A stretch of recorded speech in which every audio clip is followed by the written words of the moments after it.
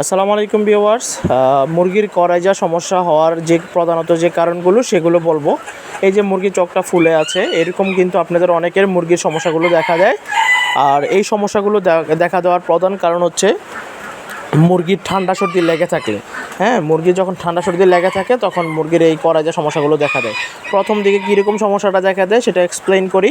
সেটা হচ্ছে প্রথম দিকে মুরগির ঠান্ডা সর্দি লেগে যায়, মুরগির গায়ে জ্বর চলে আসে, তখন মুরগিটা চোখ বন্ধ করে থাকে এবং একটা সময় পরে গিয়ে মুরগির চোখটা বন্ধ হয়ে থাকতে থাকতে চোখের ভিতরে ময়লা জমে যায়।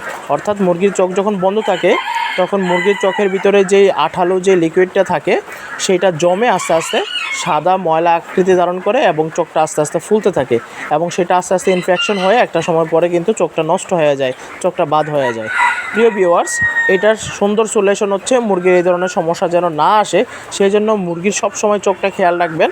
এবং যদি দেখেন মুরগির গায়ে জ্বর আসছে বা মুরগির ঠান্ডা সর্দি লেগে গেছে, তখন দেখবেন যে মুরগির চোখ বন্ধ করে চুপচাপ বসে থাকে, তখন বারবার মুরগির চোখটা টিউবওয়েলের পানি বা নলকূপের যে কোনো পানি দিয়ে আপনারা ধুয়ে দিবেন। ঠান্ডা পরিষ্কার পানি দিয়ে ধুয়ে দিলেই কিন্তু আর এই সমস্যাগুলো সহজে হয় না। আর বাই চান্স যদি হয়ে যায় তাহলে প্রথম দিকে হচ্ছে প্যারাসিটামলটা খাওয়াবেন আর হচ্ছে ঠান্ডার ওষুধ খাওয়াবেন। ঠান্ডার যে কোনো ডক্সিভেট খাওয়াতে পারেন, এছাড়া বাজারে যে ঠান্ডার ওষুধগুলো পাওয়া যায় এগুলো খাওয়াতে পারেন। আর কতটুকু খাওয়াতে হবে, কী পরিমাণ খাওয়াতে হবে সেটা যেই আপনি বেড থেকে নেবেন ওইখান থেকে উনি বলেই দিবে আপনাকে কতটুকু খাওয়াতে হবে। আর এছাড়া চোখে আপনি একটা ড্রপ ব্যবহার করবেন, ড্রপটার নাম হচ্ছে সিবোডেক্স। আপনি যে কোনো ভেট ফার্মেসিতে গিয়ে বললেই হবে সিবোডেক্স মুরগির বাচ্চার চোখের ড্রপ দিতে, তাহলে কিন্তু আপনাকে দিয়ে দেবে। ধন্যবাদ।